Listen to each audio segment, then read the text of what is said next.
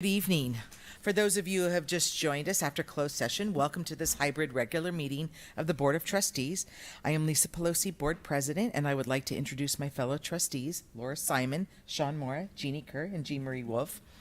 I would also like to introduce our district staff, Interim Superintendent Mr. Keller McDonald, Chief Business Official Dr. Kay Vang, Executive Assistant to the Superintendent and the Governing Board Ms. Erica Madrigal, Executive Assistant to the Assistant Superintendent Ms. Melissa Hanson, Director of Technology in the back Mr. Derek Machado.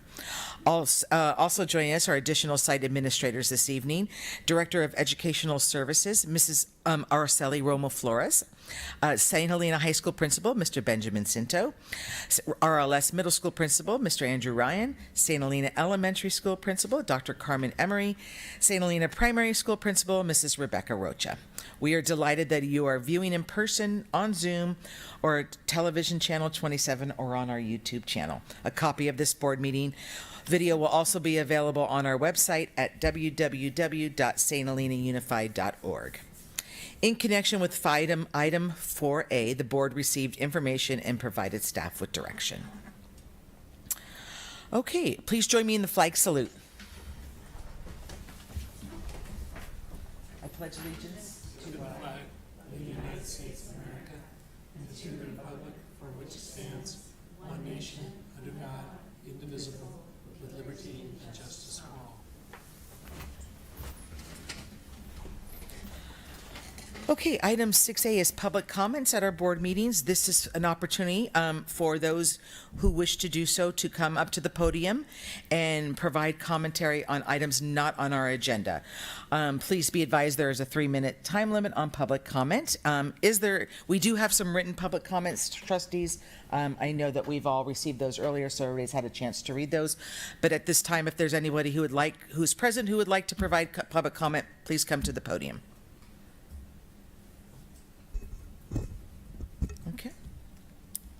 Okay, I think we're all right. We're going to move on to presentations, and our first one is a presentation on the Strategic Energy Management SEM program.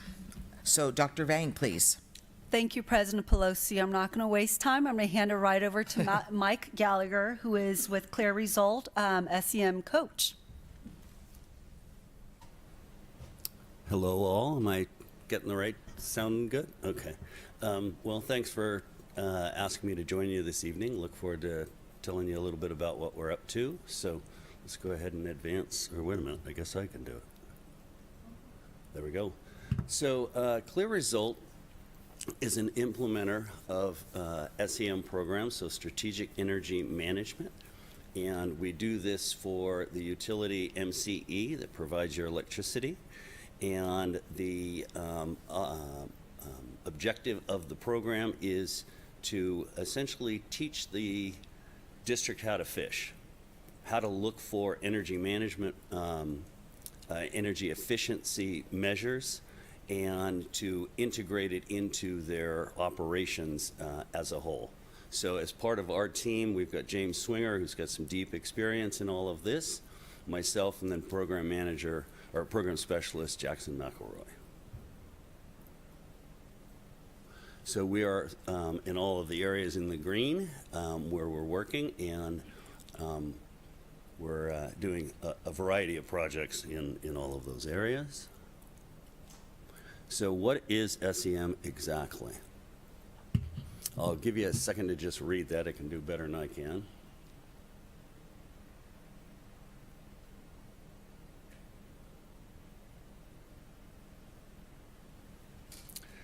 So as we've highlighted at the bottom, this is a no-cost program to the district.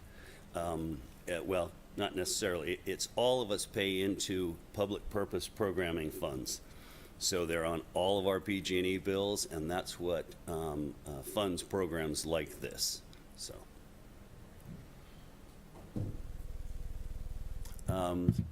brief overview of it. One-on-one coaching support. So I will be meeting with Mike with facilities on a regular basis, talk about what the projects that are upcoming, what's gotten done, what hasn't, and really getting into the details of the process.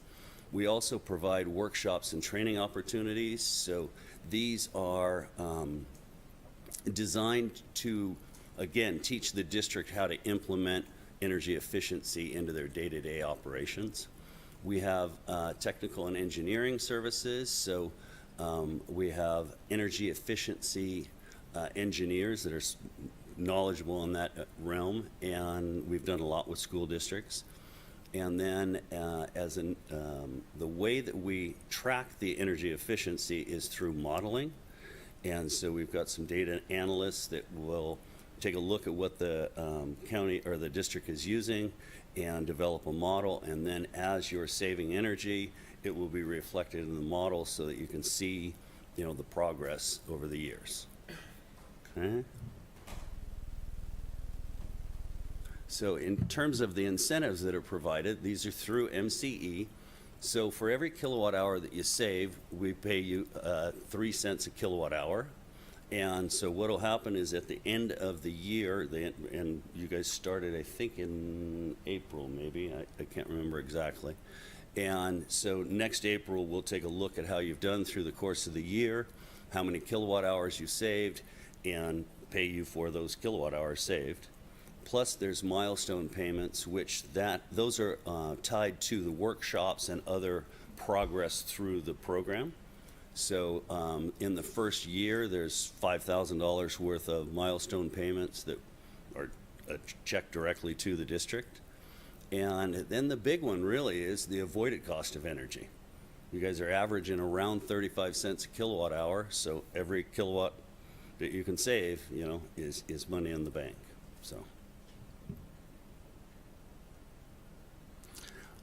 So here we are in the process. We've already created the energy team with Mike, and we've been on site. We've done a treasure hunt. So we were on all of the campuses, on the roof, looking at the HVAC equipment, looking at the lighting, just taking it all in, all where you guys use energy. So that has already been done.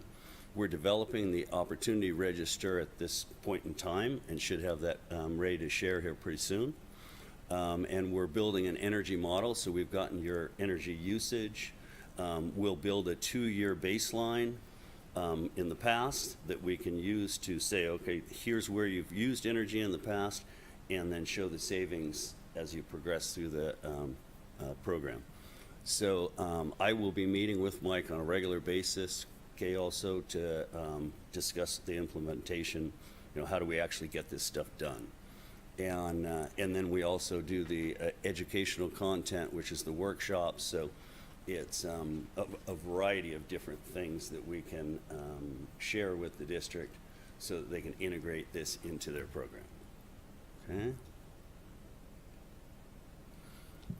One of the key components to all of this is the opportunity register. So this is an example where we're going to list the line items one by one. We're going to say where the work needs to be done, what type of system are we working on, and then we're going to give very explicit, direct measures for the district to be able to take on. So it's like in this, it's getting a sign-off requirement for room temperatures below 68 degrees. Those sort of measures that we'll be putting into place. So, and the opportunity register really is designed to become a document that the district uses to be able to track the projects that they've done. And as projects come up, as the district starts to really integrate energy efficiency into the way that they do business, then they'll be adding their own things on and saying, if we do this, we can do. And so it becomes this living document where all the energy efficiency measures should be listed. So, and that's it. Any questions? Trustees, questions? No? No, I don't. No, but thank you. That's great. We always love a no-cost energy efficient program. So thank you. And thanks to Mike Flores as well for working with them. So appreciate it. Thanks for being here. Okay, you're welcome. Thank you. Oh, wait a minute. Oh.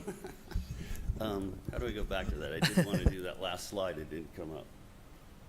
Can you help me get that last one? Were we going to get like a golden light bulb award or something? No, but I did want to give you a sense of what we've already done. Okay. And so we had our introductory meeting, we've had our treasure hunt, opportunity register is out there.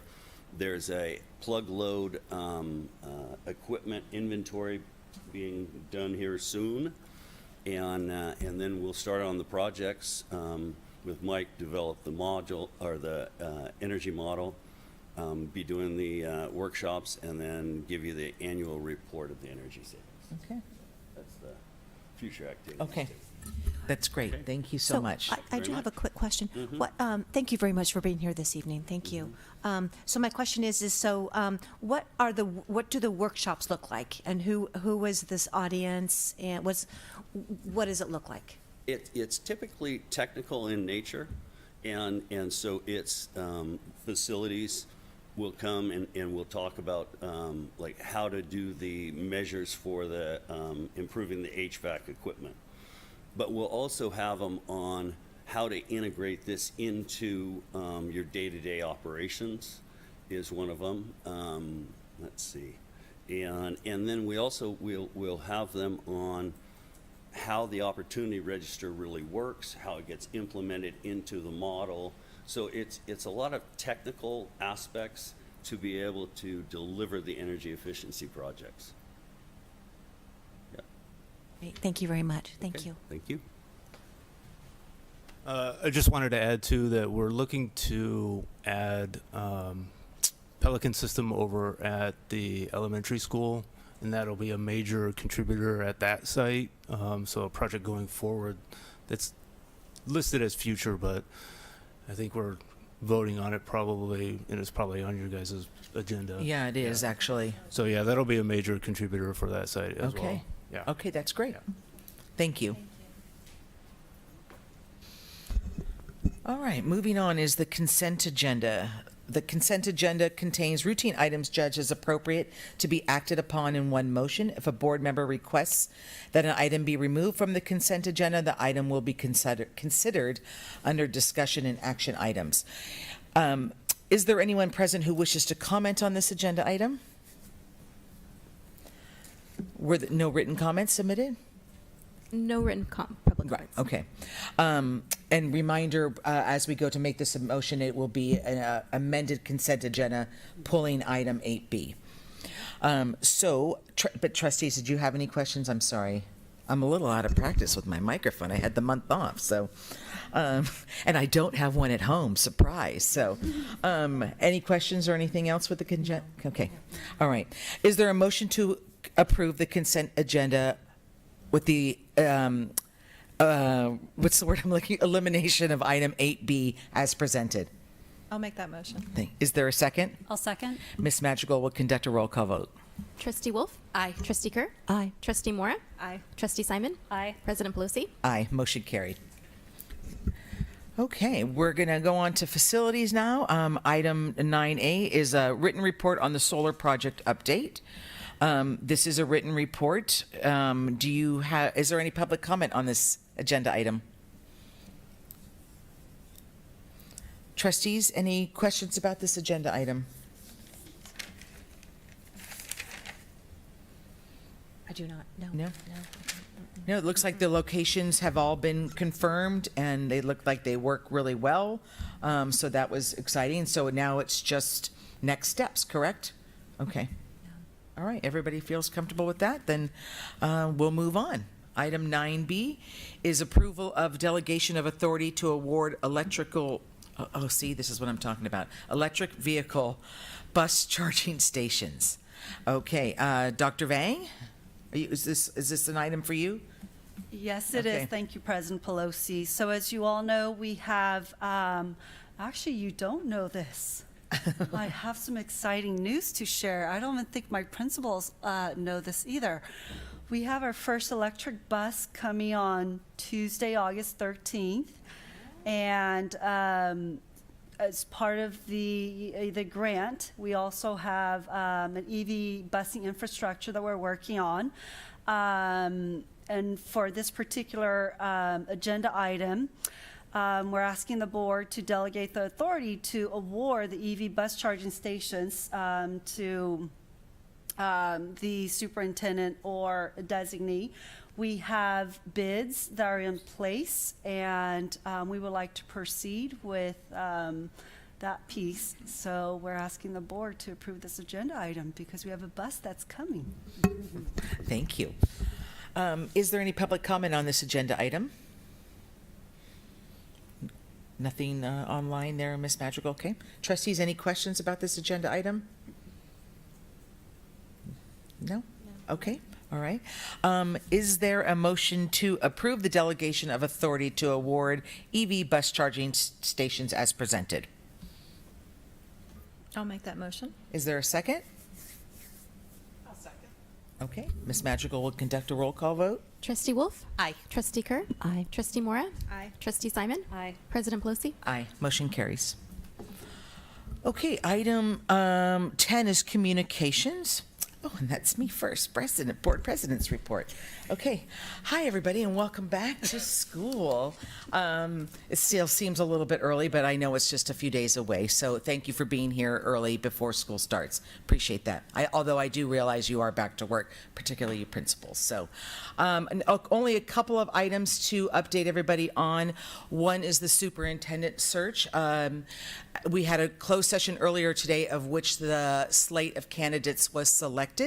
So our next step is to conduct interviews on August 24th and August 25th, from which point perhaps a candidate would be selected. And if so, then it would be the contract and that person would be identified at the September board meeting. But that's where we stand at this point on that. The second item is that the deadline to file candidacy papers for the 2 open board seats is over tomorrow, end of day tomorrow at Napa County Elections Office. I can confirm at this point that Trustee Kerr has submitted paperwork to be elected to the board again, as I have as well. So I don't know if anybody else has submitted paperwork, but it is public record. But if anybody else is out there, your day is tomorrow. And you have to be there by like 4 o'clock or Jenny will not let you in the door. So thank you very much for submitting your paperwork, Trustee Kerr. Okay, you're welcome. Thank you. And I think with that, and then the election happens in November, and there we go. So I can't really think of anything else. We look forward to a fun back-to-school week. I will not be here, so Vice President Simon is going to take over as your Master of Ceremonies. So thank you very much for doing that. Okay, we'll move on to the superintendent's report. Mr. Keller, please. Well, thank you. Or Mr. McDonald, Well, I'm sorry. whoever. Okay. First, I want to say what a personal pleasure and professional highlight it is to spend this time as interim superintendent with St. Lynn. It's great to get to know this terrific team of educators and get to know the community. It's really an honor to be here, and I deeply appreciate that opportunity. It's a lot of fun. In June, we had a long conversation at the June board meeting about the vine trails. I just want everyone to know that ball hasn't been dropped, and we continue to communicate with the Vine Trails leaders and engineers, and we will continue to do so until all of the issues and mitigations are worked out. So we're a long way from construction, and we're keeping our finger on the numbers, so that'll continue.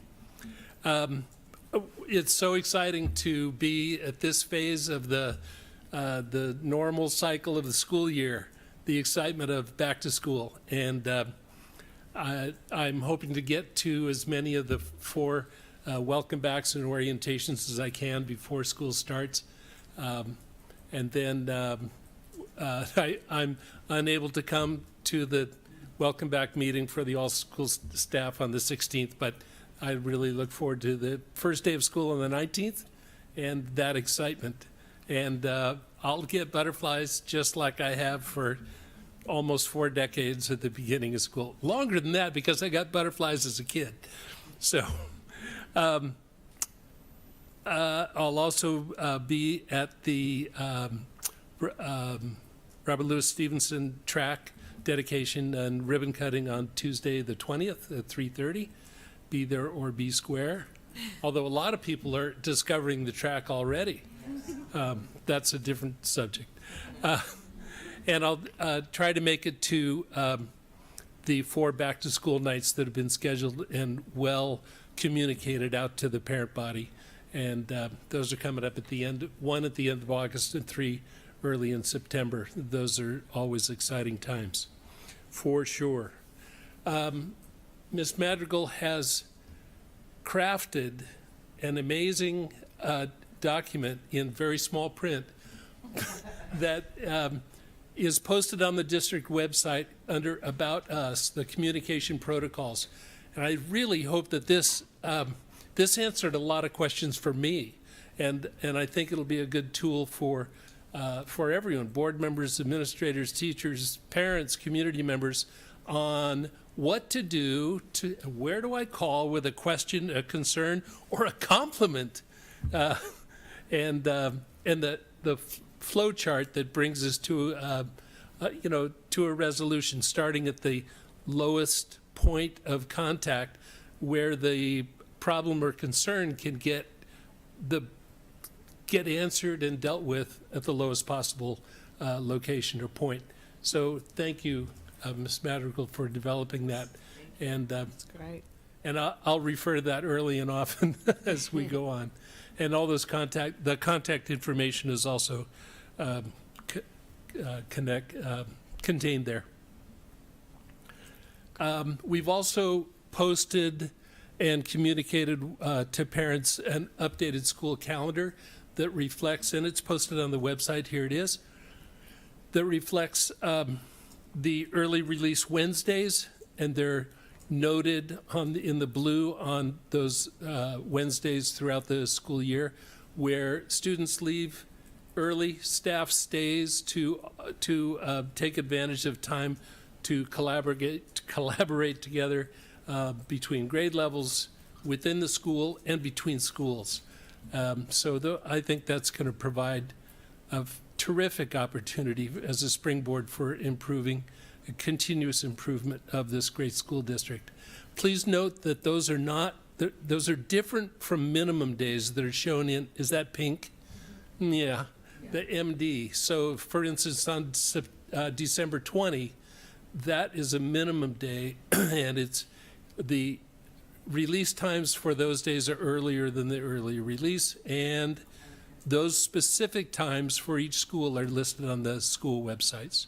So parents will be able to figure out their transportation situation and when their kiddos are coming home according to the revised, updated school calendar.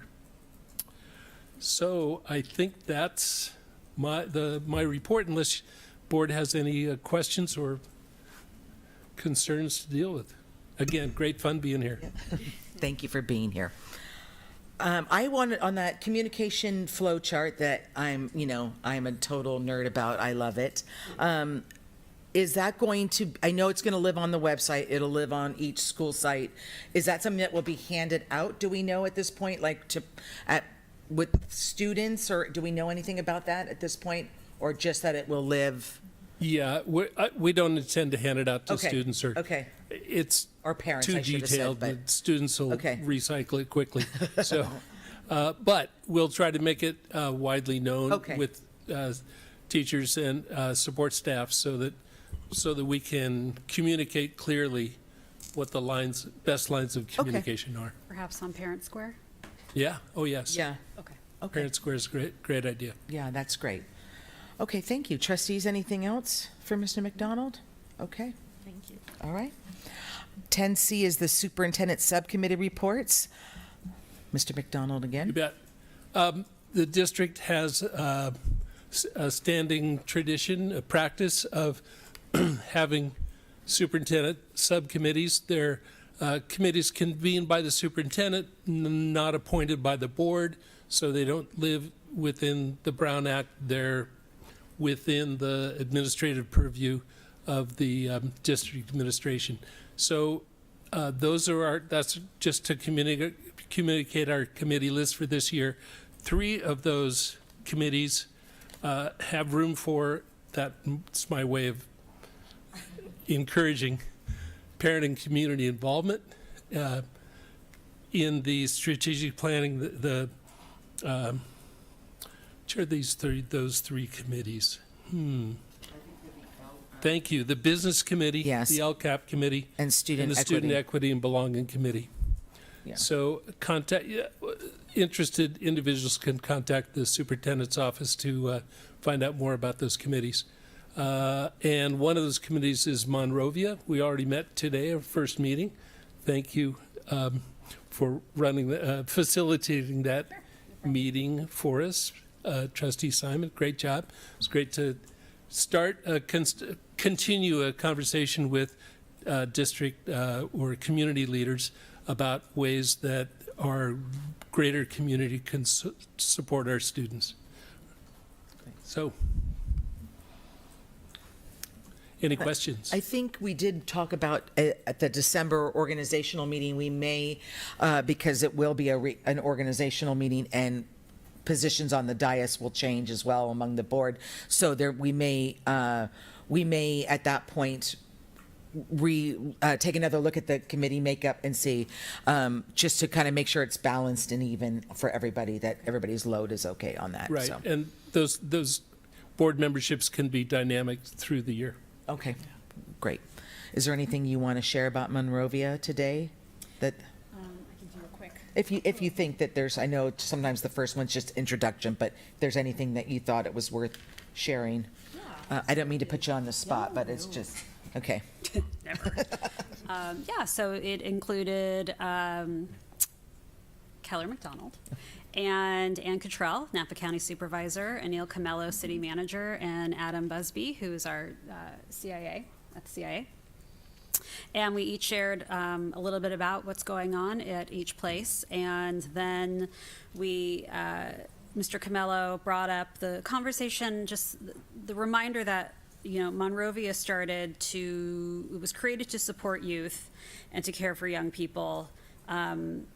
And he would like to get back to it being more centered on the youth in our community, and how we can all come together to support our youth. And Okay. so we were all in agreement with that, instead of, having it be more of an update for all of us to know what's going on in the community. So Okay. moving forward this fall, we're really going to try to hit on that mark more during our Monrovia Okay. meetings and really set goals around how to best support the youth in our community. Great, Yeah. okay. Thank you. Great, thank you. Okay, item 10D is the St. Helena Teachers, just have- oh, sorry, my apologies. I had shared this in a one-on-one meeting prep, but to share it more broadly, in the past, I think all of these subcommittees were aligned to our goals as a district, and now our goals are changing. So I guess in addition to maybe changes in membership in December, or sooner, we need to probably realign the subcommittees. So for example, student equity and belonging might be broken out into, so we don't have one for student achievement. So our 3 goals in the LCAP: student achievement, welcoming environment, and increase engagement. I paraphrased. That we probably should change them. Okay. Or agree that 2 goals are in student equity and belonging and rename it. I don't know. but Okay, I just wanted to bring that up. what was the third one again? You said, Student achievement, uh-huh, the welcoming environment, okay, which I think kind of equates to equity and belonging. okay, And then our third was the increasing engagement, so that was Okay. about parent and community participation, okay, which doesn't really fall in any of the existing 3. okay, It could, but I think we should just be explicit. all right. And I think, I think that makes a lot of sense to align it, since all our work is aligned to the LCAP anyway. So maybe, in, some of the one-on-ones, we can start to, kind of have those conversations with the trustees to see, and you, maybe, Mr. McDonald, you can have conversations with staff to see how, if something needs to be retitled, or added, modify, something to that. Yes, I agree with that. If it can be streamlined or modified Right. to match our current efforts, that's a great Okay. idea. That would be great. Okay. And then maybe Trustee Maury, you can follow up on that. I will schedule time. Okay. Keller, That, yeah. that would be great. But we can all have those conversations in our one-on-ones. Of course. Okay. Thank you. Okay, now 10D, St. Helena Teachers Association. Report to the board. Mr. Lusseldorf, please, welcome. Good evening, trustees. So, and I'm back from summer, mentally, not completely, but and I just wanted to mention, there's some changes at least I know at the high school with PLC and schedule changes. And what I think is important to keep in mind is this collaborative effort between the teachers and all the different administration and district office. And I think it's one of the things that sets us apart from a lot of other school sites or districts, that the union and the administration work together. So many other places you hear how antagonistic it is. And I think one of the things that has been, even before I started as the president, but continuing hopefully, is this idea of collaboration and always keeping what's best for the kids in the big picture. And I think some of the changes this year represent that. Will they be perfect? We don't know. Some of the changes are a bit of an experiment. And so, but that's the process. And I think that just is a good reminder of, the way we do things in St. Helena. And I just appreciate it on my end, and I think it's very productive. A couple other things I wanted to mention. I just was on campus today doing some stuff in my classroom, and the grounds crew at our sites are just amazing, and they really deserve a lot of recognition for making our schools look so great.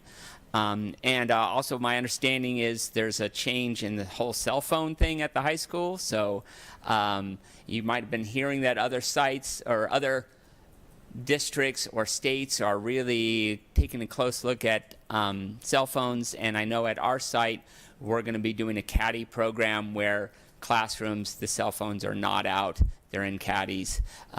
So that's also a new thing that is both been spearheaded by administration and by the teachers, working with teachers and what's in the best interest of kids. So anyways, that's it. Any questions? Thank you. Okay. What? I just had a quick question about the last thing you mentioned, Okay. with the caddies. That's really exciting. Yes. So what will be the information that goes out to families and students? I'd have to defer to the principal. He was Okay. I talked to him today. He said, we're doing this. And I thought, I'll mention that at the thing. So, so I don't know exactly I know he's been working with Ms. Brazil and other teachers on this issue. So Okay. it was just another example of collaboration, but the actual details I'd have to defer to Mr. Cinto. Okay. Exactly. So how it TBD. worked. Yeah. But it's, again, it's a nationwide phenomenon and all kinds of districts are taking different approaches. This one seems to me, on the surface of things, a reasonable compromise where kids are not completely banned on their cell phones, but there's a time and place, which has always been we have to practice time and place with that thing. So, yeah. But I would defer to Mr. Cinto on that one. Great. So, Okay. all right. Anything else? Have you been to Cal Poly I was going yet? to say congratulations. Yes. Oh, yes. My daughter.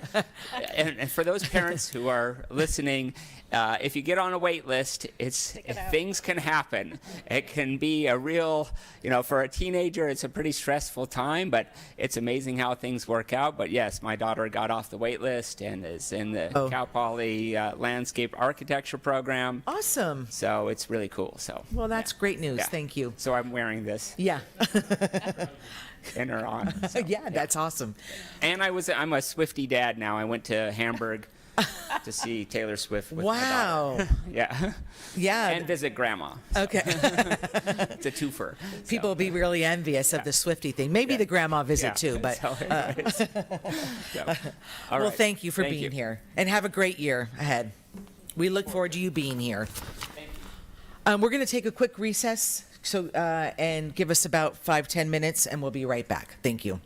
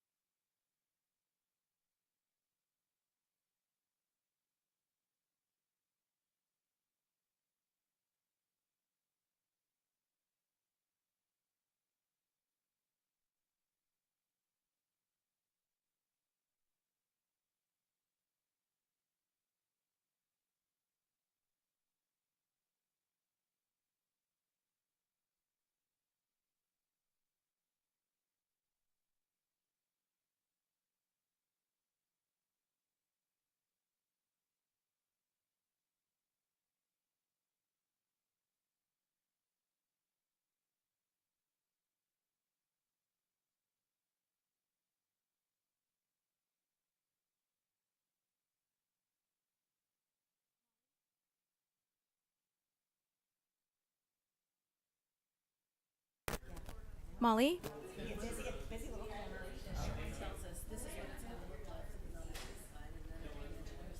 Yes. Hi, Molly. We just took a brief recess, and when we reconvene, President Pelosi is going to ask you to provide your public comment. I'm so sorry. Oh, thank you so much. I have a friend that was also on, so I'm trying to get a hold of her. Okay. Thank you so much, Erica. I appreciate it. You're welcome.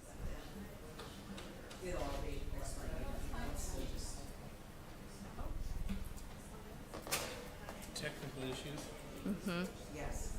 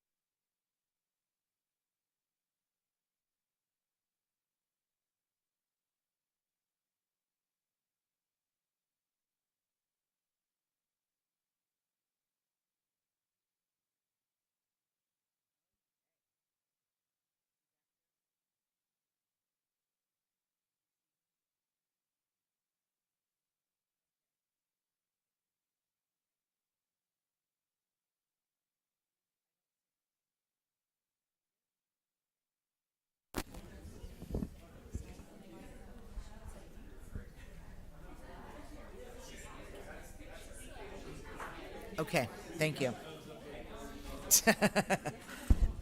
Okay. All right, thank you, everybody. I'm just going to wrap out under 10, item 10, communications. Item E was the CSEA report to the board. There is no report this month from CSEA. We had a technical glitch under public comment, so we need to return to public comment because we did have some people online that were trying to raise their hand and get through, and unfortunately, it was not processing. So we are going to just return to public comment for items not on the agenda and allow our two commentators, I do believe there's two, to please come to the microphone. Erica, you can let them know when they're ready. Hi, thank you very much for revisiting public comment. Appreciate that. Good evening, everyone. My name is Molly Bjorkman. I'm here to speak tonight to let you know that other concerned parents and I are passing around a petition to encourage restricting cell phone use at St. Helena High School. We currently have 130 concerned parents and stakeholders that have signed. As a parent of an incoming freshman, I am advocating for a policy that broadly restricts cell phone use at the high school.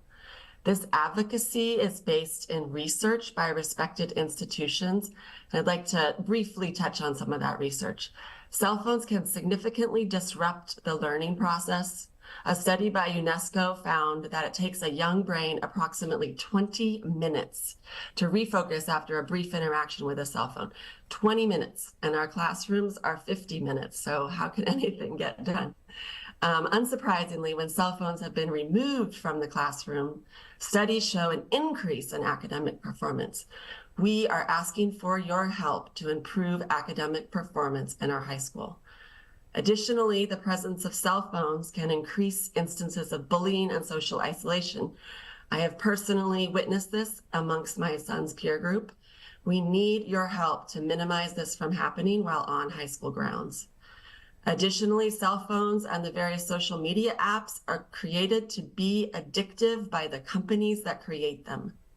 Teens often spend an average of 7 hours a day on their cell phones, with a substantial portion of that time dedicated to social media.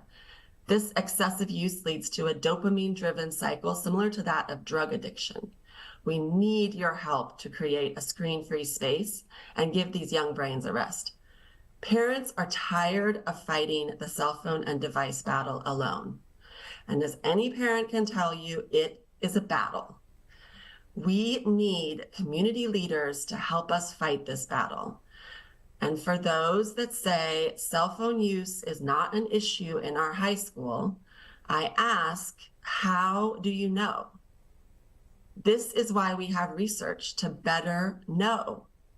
Don't we owe it to our children to do everything that we can for their academic success? Please join other school districts such as Los Angeles Unified and very recently New York City and other countries such as China and Norway in restricting cell phone use campus-wide.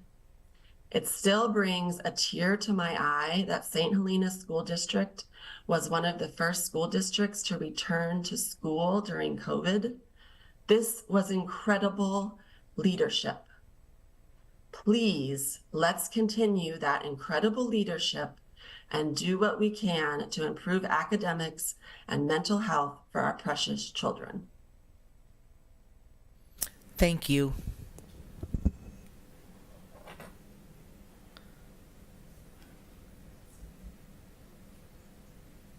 Hi, everyone. This is Anna Shuteau. Thank you again for bringing this back and allowing us to call in. I actually I'm away with my family on a trip right now, and I had my notes ready to go. I spent time this afternoon, and then I actually had to run to the grocery store to get dinner going. So I'm so sorry. I'm just going to have to speak from my heart. I don't have my well-researched notes in front of me. But as you know, I have been working on wanting to limit cell phone and device uses, also social media use in the classroom. Specifically now, we're just focusing on the high school because we saw how this could work at our middle school. So I do have 2 kids that were at the middle school, and now my son is starting at the high school. And I just have seen since we've come to you in the past, and since then, there's been more research out there and more schools all over the place, including in Northern California, that are moving in this direction because we're seeing what a harm that devices and really the distraction is having on learning and on mental health. And honestly, just in my own experience, I am not in the classroom, so I can't speak for that. So I would be so interested to hear what teachers are saying. I can say I was so lucky to get to go on the Yosemite trip, and I saw what a difference it made with the students when the cell phones were taken away. It was almost immediate, but then it grew over time. And our students do need a break, and they need help from the impact of cell phones. And if you want to understand the experience, you can just even have what a mother told me, that how much it made a difference when she had the student's cell phone and she could see how often it pinged and how many messages those that were coming in. And that's what we're trying to create a safe space around, where students aren't distracted from all of the messages and all the pulls that come from the communication, the huge number of communications that come with social media, in addition to all of the other harmful impacts that Molly spoke so eloquently about. We also now have our Surgeon General weighing in with very clear guidance that we as policymakers, as parents, just all kinds of leaders and adults need to come together to find new solutions. And it looks like California is going to go in this direction anyway in another couple of years. I personally don't want to wait. I'm very invested in our youth right now and the cohort that's going through, and I want to make sure that they get the best possible experience at our incredible schools. So I hope you can support that. Thank you so much. I'm happy to talk to you too about the one-on-one conversations I've had. I can't tell you how many times when I talk to parents or grandparents, the first thing they say is, what do you mean cell phones are allowed in our high school classrooms? Why would that be? So thank you so much for anything that you can do and work with us on this. Thank you. Is there anyone else, Ms. Madrigal? We do have additional Zoom participants. If you would like to provide public comment, please hover towards the bottom of your screen and click the raise hand button.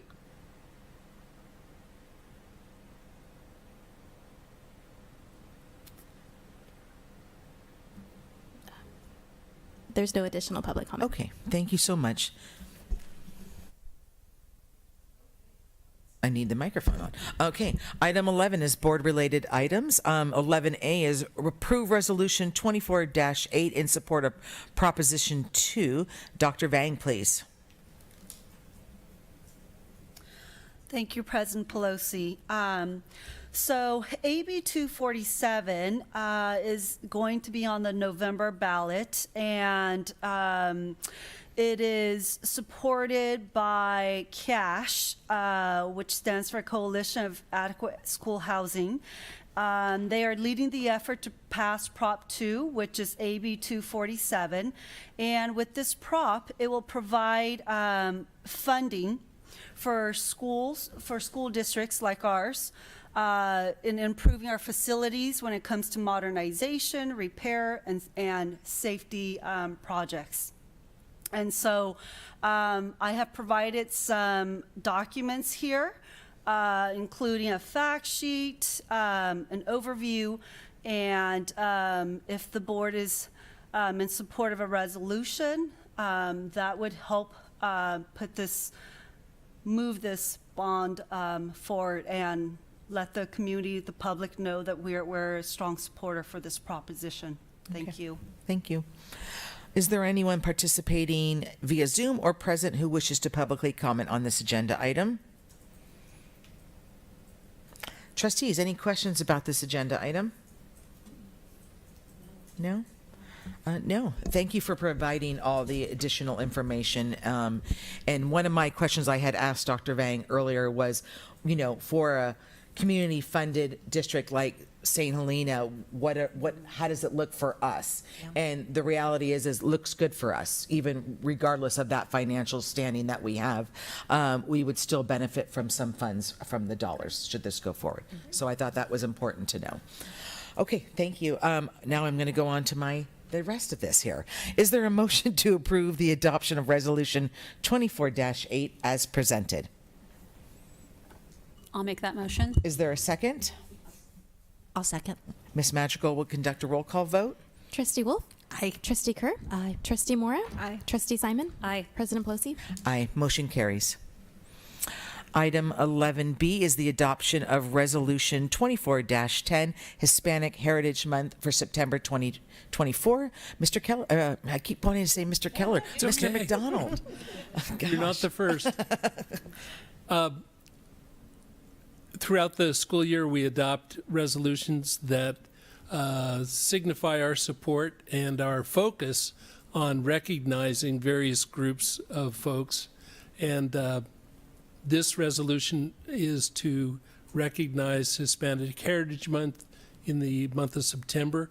We've given heads up to our school sites that we hope this is coming from the board, and that we'll take some special note and opportunity to focus with our students on Hispanic heritage and the contributions of Hispanics to our community and our culture.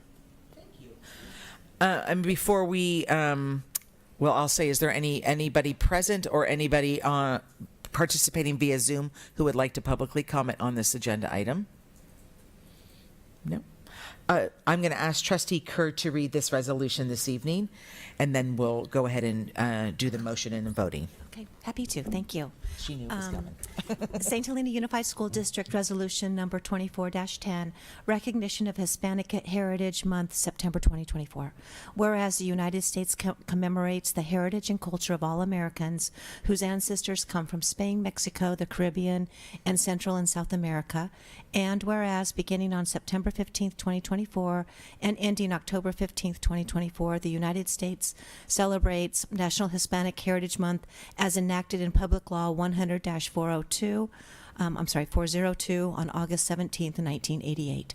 Whereas with this year's theme, Pioneers of Change, Shaping the Future Together, the theme captures the spirit of innovation, resilience, and unity that define the Hispanic experience. And whereas Hispanic Americans have contributed significantly to the economic, cultural, and political development of the St. Helena Unified community, and whereas the student body of the St. Helena Unified School District is composed of 51% Hispanic American students, and whereas Hispanic American classified staff support and enrich all students' learning, and whereas Hispanic American teachers distinguish themselves as educators in the St. Helena Unified School District classrooms, and whereas Hispanic American administrators lead their schools with vision, and whereas Hispanic American school board members lead with distinction, and whereas all citizens will benefit from an accurate portrayal of Hispanic heritage and culture, and whereas research findings suggest that presenting Hispanic American culture, history, and perspective in the classroom promotes academic success for Hispanic American students.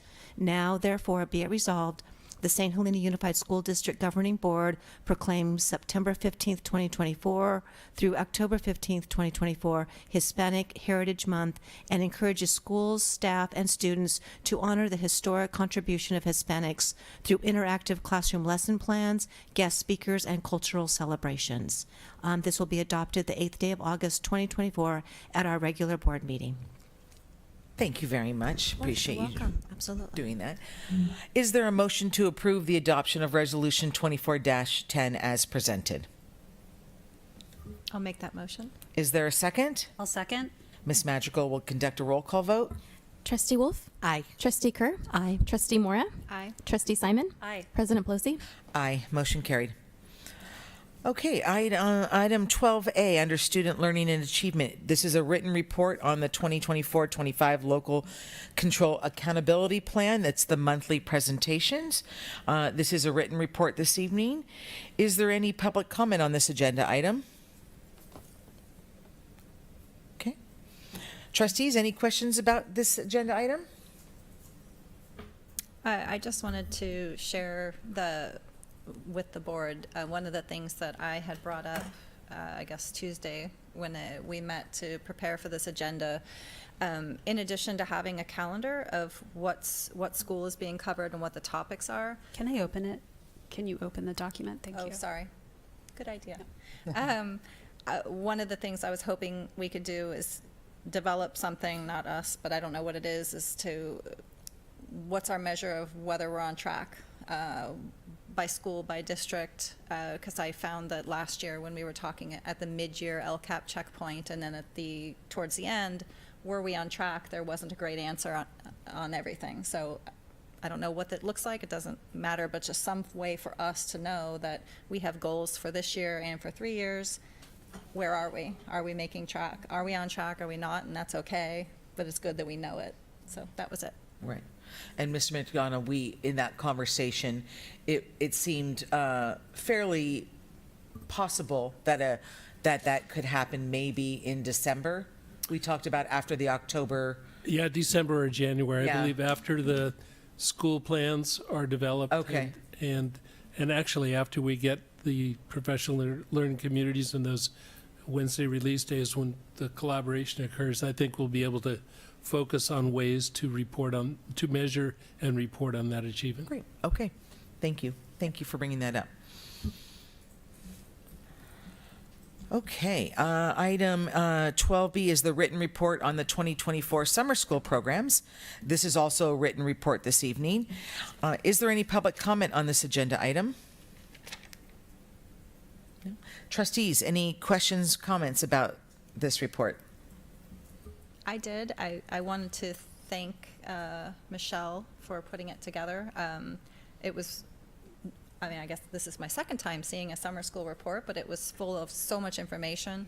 I really appreciated gathering before and after information. I think it was from students and staff. It seemed like it was really exciting for the students and for the teachers. I loved it that for the first time we have middle school students participating. I think it was like 34 maybe. And that hasn't happened. I don't know when the last time it happened. I was also extremely, grateful, thankful. I know we have Principal Cinto here from the high school that the high school students participated. I loved the concept of if the progress wasn't being made, they were coming in on a Friday. That was a great addition. And it doesn't need to be answered now, but I was just curious, since I know the Apex credit recovery is for, I think, A to G requirements. We had 38 students participate. I was just curious if we had many people successfully complete. Right. So I don't know if. Please. Okay. Yeah. Yes, Mr. Cinto, Come up. please. Yeah, so we had 40 students sign up for summer school, and I don't know if Michelle included the attendance logs in there, but we had, I think it was anywhere from 15 to 18 students remediate an academic deficiency with no grade lower than a C, which keeps them, there were more B's and A's than there were C's. But that makes them A to G eligible. And I was hoping you would ask me a question because although not facilitated, well, it was facilitated by the school site as part of our A to G grant, which you guys approved, I think, in November.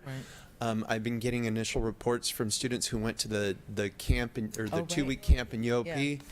And a young girl came in our office, and I've talked to a couple of them, came in the office the other day, and this was a girl who was not slated on the college track, and she wants to go to college now. And that's another report I got from one of my neighbors of a kid who went. And I'm working with Seroptimus International now because those grant dollars are dried up, and looking to see if they'd be willing to fund another 10 students to attend this summer. Obviously, we selected students who are on the fringe of potential A to G eligibility, socioeconomically disadvantaged, those kinds of things. But it's making a real impact, direct impact for students, because as you know, as parents, you can say things a million times, or principals or teachers, but the second somebody else says it, then it's true. And that seems to be what's happening. And it's been awesome. Terry Linder and I, and Mr. Garrity, who work really closely with the students, have been really jazzed. And although not our summer school, that was part of our summer school planning. Okay. And we also have a contingency of Apex dollars, Sean, speaking of, that we can use beyond what we do as a school to help mitigate coursework that we might not be able to authorize through our own staff in Apex. So that we're going to reach out to those kids to make sure that now that they're super motivated, that they go make up those class credits. So you should see granted, all cohorts of students are different, but I anticipate a jump in our A to G eligibility. Great. Yep. Thank you. That's awesome. I really appreciate that. I think it's the first time we've done that active recruitment. So thank you very much for everyone who helped with that. And Principal Cinto, you answered my question of what are next steps for those kids who went, and that momentum is high right now. How do we keep that momentum up for the school year? So thank you. I also had an opportunity to take a tour of the summer school at the elementary school. I spent the morning there with Michelle, and she was wonderful, and we went into every single classroom, and the kids were so happy to be at summer school. They were so engaged. They were just wanting to share their projects with me and show me how they work. And all their little faces were all lit up. And also the teachers that were there were just really excited about the new curriculum. So I'm really glad that the Galileo program was chosen for summer school. And I definitely was thinking about things for next year, and having time for prep for the teachers. There are a lot of boxes and a lot of materials that need to be sorted and divided, so I understand that need for prep. And then also the other thing was the pre and post survey for staff and for students, and the students' answers were just very telling in a really positive way. So it was great. Really pleased to see what was going on there this summer. Anyone else? So yes, the Galileo really was a game changer for some of the kids and teachers, it sounded like, as well, just as far as just their engagement. And so I guess my question is that something that we would be able to supplement kind of during the school year, or is that more kind of a shorter term type of engagement type of a thing? Is it just for summer school, or could we use it during the school year for any of the classes? My understanding is that it's very hands-on. It's project-based learning. It's very hands-on. There's a lot of arts. As much as the kids loved it, I believe Dr. Embry maybe can speak a little bit more to it, because I know summer school was held at your site, and I know that it was great. It was really hands-on. You created classrooms that were engaging, but lots of stuff everywhere. What were your thoughts? Come on up.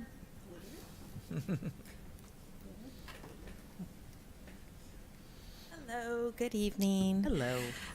Yes, it is all hands-on. In fact, there was a concern about not being able to drill down to address specific areas of need for students. It was extremely engaging. It was called a summer camp as opposed to summer school, and I think it lived up to its name. Very collaborative. Students were more engaged than you can imagine, and they were definitely speaking a lot to each other and articulating quite a bit. In our instructional day, we already have music and STEAM and Spanish and PE, which is half of their day, which means the core academics is half of their day every day. So just keep that in mind. Yes, it's exciting, and it was really engaging for sure. Right.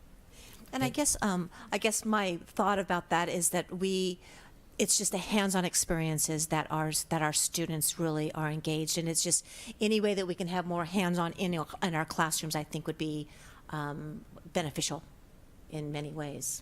I would say that our teachers, at least I can speak for the elementary school, our classroom teachers do a really good job of incorporating a lot of projects, mostly science-based, but also social studies-based throughout the curriculum.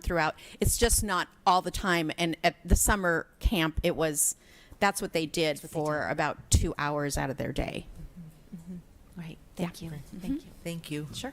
I just have another question now that actually maybe I'm extrapolating, but it sounded like I just want to make sure that it's not a camp, that they are learning, because that's the point.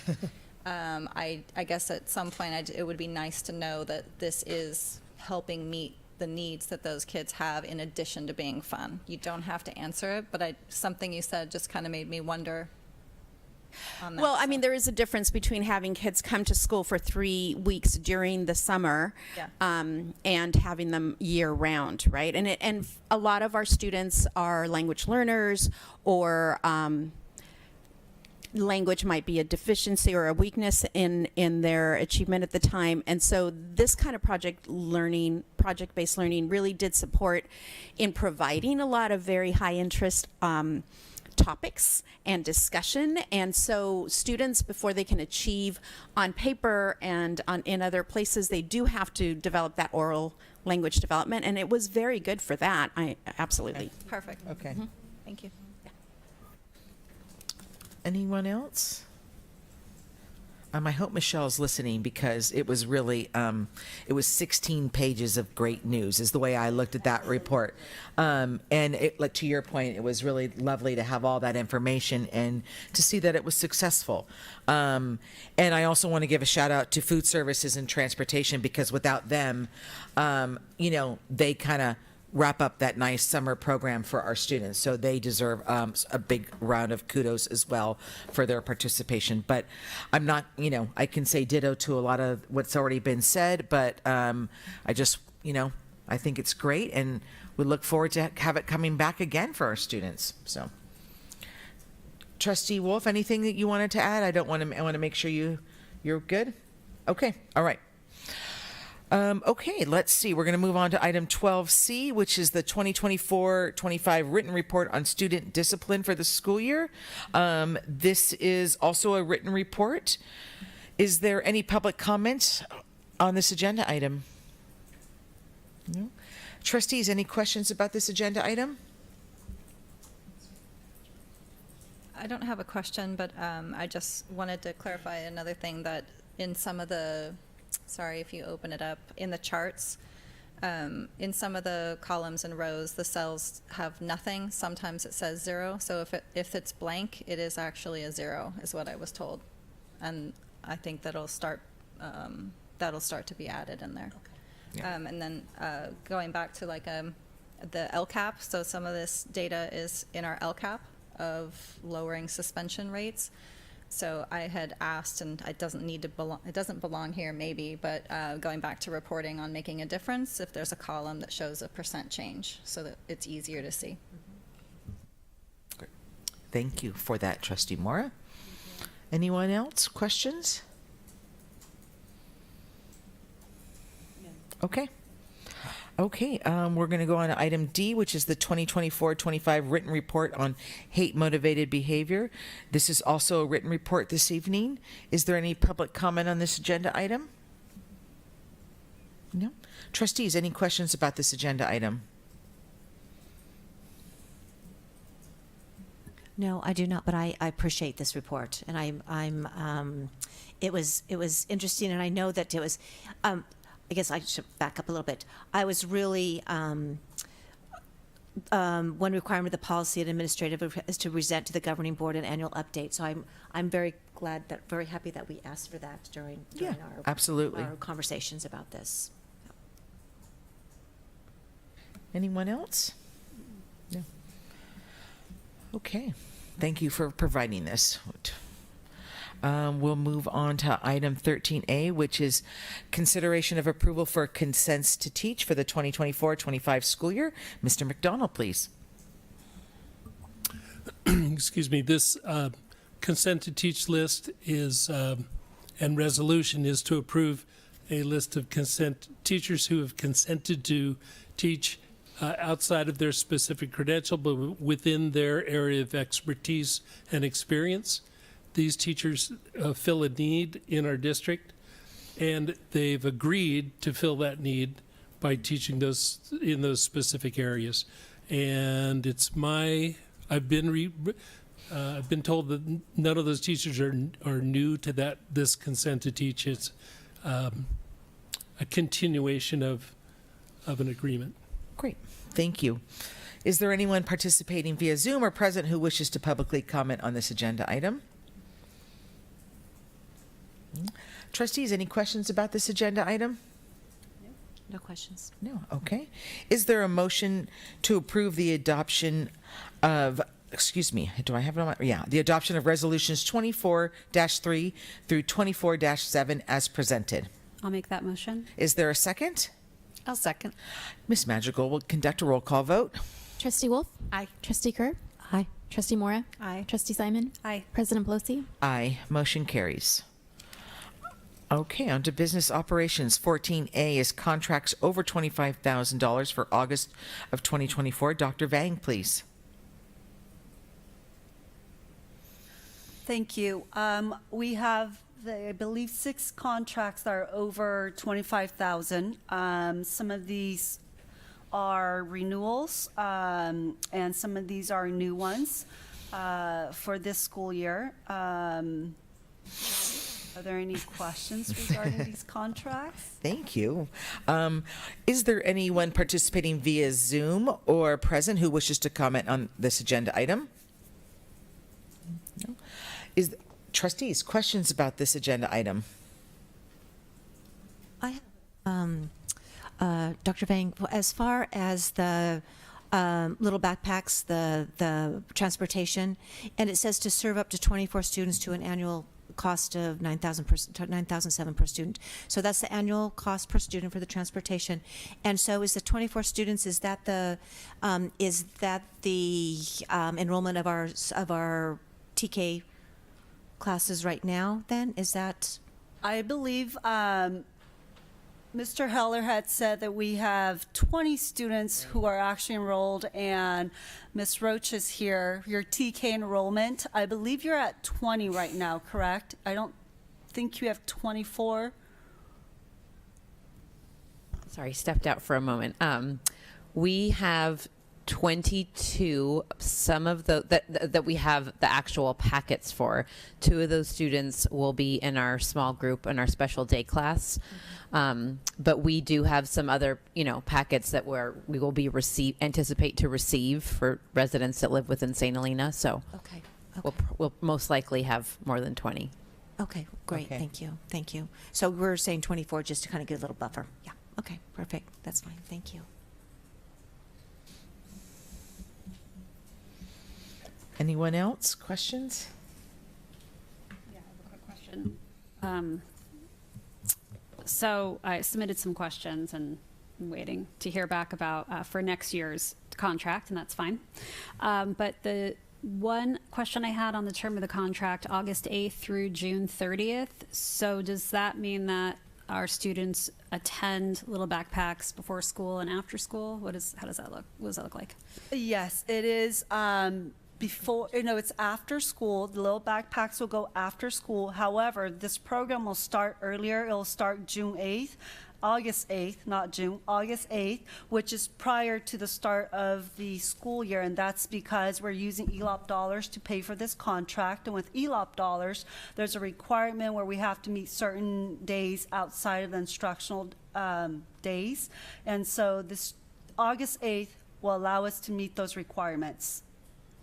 So that's not the contract per se with Little Backpacks. That's to meet the ELOP dollars. Yes. I see. And, Okay. and so that's what we have worked out with Little Backpacks. We actually got together with Little Backpacks, compare our calendar with their calendar, and we were able to map out days that would work for us to meet the requirements. I see. Thank you. So is that students then they're actually at our site then on August 8th going back and forth to school? Okay. That's correct. We'll have students who will be starting Little Backpacks August 8th. They'll be attending. So that was today. That started today. Okay.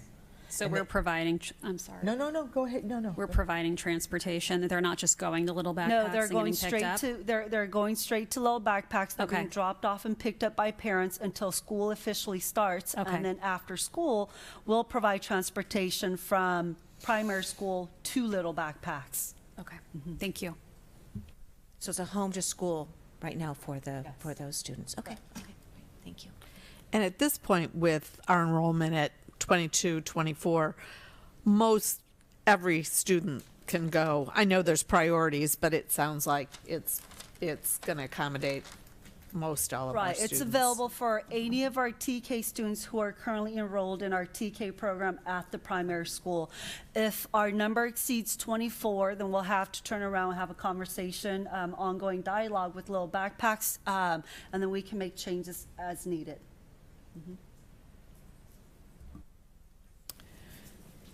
And we, I think, perhaps a lot of the board members might know, but with these ELOP dollars, what's going to be happening going forward, I believe that you educated us on, is that we will have to opt in for ELOP dollars as of next year, correct? And we don't know yet what that funding will look like until we opt in to see what we can contribute towards this for our students and their families. Correct. Okay. Okay, great. Okay. Okay, anything else, trustees? Okay, all right. Is there a motion to approve the contracts over $25,000 as presented? I'll make that motion. Is there a second? I'll second. Ms. Madrigal will conduct a roll call vote, please. Trustee Wolf? Aye. Trustee Kerr? Aye. Trustee Mora? Aye. Trustee Simon? Aye. President Pelosi? Aye, motion carries. Item 14B is the 2023-24 annual report on the Proposition 28 Arts and Music in Schools Plan. Dr. Vang, please.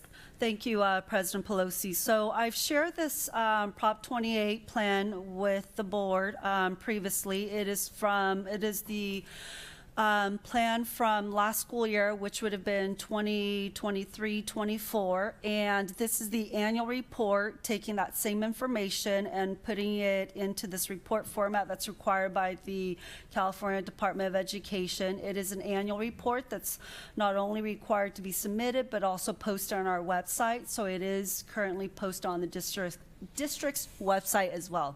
Thank you. Thank you. Is there anyone present or participating via Zoom who would like to publicly comment on this agenda item? Trustees, questions about this agenda item? Can you remind me how many years we do have access to that grant money for the arts? So it is my understanding that currently these are ongoing dollars, and every year we will get a new allocation. That allocation is based on a formula that I don't have memorized. But that formula will generate an entitlement for us every year, and we have, is it 2 or 3 years to spend each year's allocation? Great. Thank you. What did you think? What would you? 3 years to spend? Okay. And then will we get a notification of what the money is being spent on this year, or the plan for the next 3 years? Because I think you guys said that if we don't use it in 3 years, it goes away. And I know that was like an ongoing planning thing. So it just, even if it's a Friday memo, it would just be nice to know, starting, I guess, a week and a half when school starts, what we're offering. Yes, I will continue to work with our site administrators. For example, last year, the high school was the only site that actually spent all of their Prop 28 funds, but then they need to have a plan for the $24-25. Okay. So as we revise our plan, I will continue to bring that to the board, because you will need to be updated. Right. You'll need to approve the initial plan, and then it Right. needs to come back to you as an informational piece. And then when I do my annual reporting, I'll come back to you again as well. So yes, you will hear more about Prop 28 throughout the year. And as long as we continue to receive Prop 28 dollars, you'll continue to hear from me. Great. Okay, thank you. I just have one quick question, I'm sorry. So the allocation for the 23-24 year was $154,664. Was that our total allocation, or is that how much we spent and we have some left over, or? That was our total allocation for each of the school sites. However, each school site has an amount based on this formula. I believe. On the bottom, I think. I did not break, I don't think It's in there. Yeah, so Yeah. there it is. So it is broken down. So you can see the high school entitlement was $60,560. RLS was a little over $34,000. elementary 30, a little over 33, and then the primary school 26,000.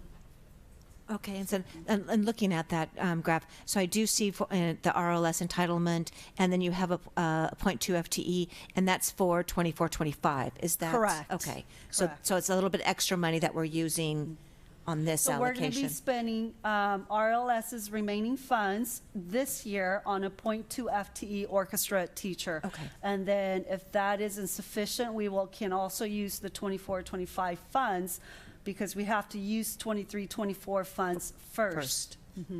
Okay. Perfect. Okay, great. Thank you. Thank you very much. Okay, so we are actually doing an RLS 0.2 this year. Okay. Thank you. I don't have a question, but I would just like to say I think our music art program is pretty amazing. Going to the end of the year concert, both the choir and the bands and the orchestra and the guitars, I just super impressed. So I'm glad we have this money to share with our students. Absolutely. Okay. Anything else, trustees, before we move on? Okay. Items 14C is review and consideration of approval of Resolution 24-1 regarding a declaration of intent to provide preschool scholarship funding. Mr. McDonald. Actually, Or is it supposed to? Oh, sorry. That's I'll why you had that look on your. Yeah, I'll defer. Sorry. Thank you. I'm going to edit this. Dr. Vang, please. Thank you. This is an annual resolution that we started, I believe, in 2019. We've continued this contribution to the Preschool for All program. This past year, I worked with our Business Operations Committee and presented some information, and they did make a recommendation to continue the contribution of $30,000 towards the cost of scholarships for this school year, which is the 24-25 school year. And so this is the resolution for that contribution. Thank you. Is there anyone present or participating via Zoom who would like to publicly comment on this agenda item? Trustees, questions about this item? Would somebody like to read this resolution? President Olusi, I'm going to recuse myself just because Okay. I'm the treasurer. Okay, thank you so much. Would somebody? Thank you. Trustee Wolf? Since I'm in the preschool days There you now go. with grandchildren. Okay. The St. Helena Unified School District district regarding a declaration of intention to provide preschool scholarship funding, resolution number 24-1. Whereas research shows that high-quality preschool greatly helps children build the foundation of knowledge needed to succeed in kindergarten and beyond, and whereas studies show that children who have attended preschool are more likely to read by the 3rd grade, graduate from high school, and pursue higher education, and are less likely to be held back, placed in special education, or become involved in crime. And whereas the St. Helena Unified School District is committed to assisting children to build the foundation necessary to succeed in school. And whereas the St. Helena Unified School District believes that providing preschool scholarships to low-income children through the St. Helena Preschool for All Incorporated, a nonprofit corporation, will increase these children's success rate in school and reduce long-term district expenditures for these children. And whereas the St. Helena Unified School District has determined that the cost of providing partial preschool scholarship funding will be more cost-effective than operating its own preschool program. And whereas this expenditure of funds will significantly benefit the public and serve the direct and primary public purpose of reducing the overall education costs for these children once they enter the St. Helena Unified School District. Now, therefore, let it be resolved as follows. The Board of Trustees hereby declares its intention to provide partial preschool scholarship funding in the amount not to exceed $30,000 in the 2024 to 2025 school year to low-income children who reside within the St. Helena Unified School District boundaries as delineated through an agreement with the St. Helena Preschool for All Incorporated. Thank you very much. Is there a motion to approve the adoption of Resolution 24-1 as presented? I'll make that motion. Is there a second? I'll second. Miss Madrigal will conduct a roll call vote. Trustee Wolf? Aye. Trustee Mora? Aye. Trustee Simon? Aye. President Pelosi? Aye. Oh, that's right. Aye. Motion carries. You know, and I just want to say thank you very much from the board of directors. We're very, very appreciative and thankful. So thank you very much. Absolutely. Thank you. Thank you. Thank you. Okay, we're going to go into item 15A. Don't everybody get all, elated that this is like 7:27 for the August board meeting. So, but you will see upcoming our governing board meetings. We do have the 24th and the 25th for superintendent search interviews, and then our next regular board meeting at September 13th, which one of the highlights will be is that our student board representative will take an oath of office, which we're very excited about. So with that, trustees, subjects for future board agenda items? I have a question because I'm having a senior moment over here. Did we reassign schools? Didn't we talk about maybe we would bring that up in August for the trustees to start fresh with a new school? Or is this all something that I made up in my head? No, we did talk about that, and actually, Mr. McDonald and I have also talked about it because there was some preliminary discussion about yes, being assigned to a school, but perhaps thinking about the contribution the board member makes at a meeting that isn't simply just a duplicate of what the student board rep might do. So that's kind of in flux at the moment, but we can certainly discuss about assigning schools for sure. If the board directs, we could add that as a discussion item. Yeah, I think we should probably do that because it will be September as well, and it'll be time to start visiting schools. But of course, you're welcome to visit schools, as always, just let the superintendent and the principal know. Okay. I was just selfishly asking because I see I'm up in September and I didn't know what school I was reporting. I'd love to go back to primary, but I think we had at one time talked about starting the new school year with new schools to follow through the year. And I just want to make sure I'm attending the right school to do my report. And the other logical place to do it would be at the reorganizational meeting in December, because there will be, when you sit as board president, you're not assigned a school per se, because for schools. So that would be another opportunity. So maybe if everybody feels comfortable, we stick with what we are, where everybody is until we get to December. That gives you September, October, November. Is everybody comfortable with that? All right. But we are or are not doing a board member spotlight? I can't answer that on behalf of all of us right now. I think we have to, but I still think if you want to, back to school, welcome. I think, why don't you plan on like a back to school, tell us what's happening with all the little primary school angels, and, and then give us some time to see how that's going to look, because our board members' tasks are going to be different this year as well. So we're trying to not duplicate anything, and it's a work in progress. We just didn't get very far with being out in recess last month. One of the things I was going to bring up was the idea, because you talked about, or I know I've talked about, what do we continue to do our board member spotlight in addition to the superintendent and the student rep. You had brought up that in the past, the parent groups would come and present. That might just be another way to increase further parent engagement. Yeah. So the parent groups could actually report on school sites, or foundations. You wanted to talk about budgets and make sure that all of us were aligned on that. I just there was a point where the parent groups would come. They would have a place on the agenda. They would they would show us their budgets would be attached to the agenda. They would maybe introduce their board members. They would talk about things, how their funding model.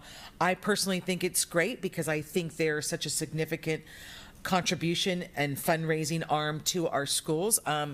I would love to have them come back, and as soon as they're, maybe, I don't know if their boards are solidified already for the schools, but if you want to reach out and I'd love to have them here. I think people would love to hear from them. Yeah, excuse me. I'd be happy to do that. I'll talk with the principals about Okay. who the contact people are and when would be the best time. Yeah. Which may differ from site to site. Right. Or organization to organization. Yeah. Trustee Kerr, you look like you're deep in thought. It just sounds like there's some things that we still need to kind of work out as a board as far Yeah, as what exactly. we want it to look like. Oh, yeah. And I'm happy I just wanted to make sure I was doing the right school. Principal Roca and I will come up with something really great because we always have a great report on the primary school. So we'll be ready. And I think, as your school, when you want to spotlight the school, let's say, I mean, there's no protocol or on how that should look. So I think until we define how that really is going to be fleshed out, I think part of it was also waiting until we had a new superintendent in place as well to work with. So I think that was part of the reason for not necessarily having a defined answer for you in August. Does that make sense? Yes. Okay. All right. Okay. So with that, anything else? Yes. Yeah. If we could, if the district could provide an update to the board of changes made to the St. Helena High School cell phone rules, that would be much appreciated. Yeah, excuse me, I'll plan on that perhaps as a discussion item or superintendent's report, but I think it would be helpful at this time to have a little mention of the overview, as mentioned earlier today, about the cultural change and what's happening across California with more attention being given to cell phone and device use and access at schools. I think having that conversation would benefit our district. I agree, and I would appreciate it as a discussion item because I'd like to hear from the other board members. Yeah. Thank you. Go. No, go ahead. No. No, I say, and I think it's really important that parents want to be heard and come forward, that we acknowledge what's important to them and follow through with it. So I would very much look forward to that as well.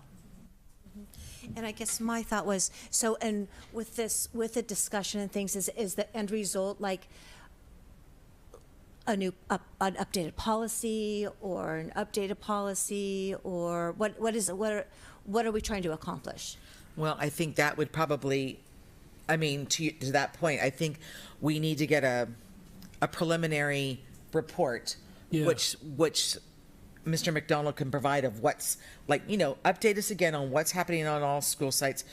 Mr. Cinto obviously hasn't had an opportunity. I don't even know if our public commenters were online to hear Mr. Lusseldorf and Mr. Cinto to hear what was happening and coming. I mean, that may be music to their ears to a degree, and again, we want to make sure that I think it's important that all stakeholders that have a chance to weigh in on this topic as well. And, obviously Mr. Cinto has not even had time staff is not back in. So he has to have a conversation. And I think we want to be proper about this. I think we want to make sure we hear from everybody. Maybe it does turn out that it's going to be a policy change, or a new policy. I would be hesitant to say that that's what we're doing at this point, given that we don't have all the information that I feel like I would need to say we're creating a new policy. That's the way I feel right now. And I do think that we owe it to our sites to try and get some, we're hearing positive momentum of some change. So we want to see how it's going to be implemented, accepted, right? And then go from there. But I do think let's start with that directive of a report for a discussion item. And then from that, Trustee Simon, maybe a motion would come out that a policy revamp is going to be warranted, wanted, whatever the case may be. Yeah, we'll wait and see. Okay. Does that feel comfortable with everybody? Okay. Great. Mr. McDonald, does that make sense to you? It does to me. I think getting a better view of what's happened between over summer and through September, we'll only have 3.5 weeks of school under our belt before the September meeting, so it comes pretty quickly. Right. But we also will have an opportunity to invite input from additional stakeholders. Not all parents agree with with restricting cell phones. Not all students do. There's an understatement. Right. Yeah, so engaging all the stakeholders in that conversation. I don't anticipate that a policy would come out of that September meeting, but a continued conversation of how to move this down going forward. And maybe it's more of a limit than a restriction. There you go. Those nuances word to the words. nuance, sometimes it does, and I know for student ears as well, because Trustee Simon and I sat in one of those classrooms where, there was passionate feelings, and so I just feel like that's just something to talk about. But are you comfortable with that? Yes. Okay. Thank you. All right. So you have your directive on that then. Anything else, trustees? I had one more, but I don't think it's for September, just more of a keeping tabs on it, looking at the little backpacks over 25 contract for this school year. I guess I just want to make sure that have an assurance that we are looking that this is still the right thing to do every year, that it's not going to come in-house or through Boys and Girls Club or some other model. I just wanted for us to make sure that someone is looking at that. And I would say Dr. Vang is probably looking at that. I know for a fact that at least 4 out of have expressed our concerns with the price tag around that. And is that really the best use of dollars to serve our students? We know that the service is needed, but to see that's a very large price tag, and is there other ways that money can be spent that might save us some money even while serving our students. So that was it. And it's not a September. That won't be a September issue, at least in my mind. But I would imagine as you're starting to plan and work towards budget preparing, then that's like December conversation, maybe a January conversation that comes back to us to let us know. That's how I envision that planning as they start to do budget planning for the next year. Does that seem? And I know there was some questions about, will there be any kind of summer program for the TK, between TK and kindergarten? They can't go to Boys and Girls Club yet, like something. I've just heard parents asking, do you think they'll do some kind of summer program? So just something to, not that we have to, just something to think about. Okay. Does that feel good there, Mr. McDonald? Does indeed. Okay, great. Oh, okay. We'll ramp it up for September. Okay. Okay, that sounds good. Thank you. So with that, is there a motion to adjourn the meeting? I'll make a motion to adjourn tonight's meeting. Is there a second? I'll second. Ms. Madrigal will conduct a roll call vote. Trustee Wolf? Aye. Trustee Kerr? Aye. Trustee Mora? Aye. Trustee Simon? Aye. President Pelosi? Aye. Motion carried. Meeting ended at 7:40 p.m.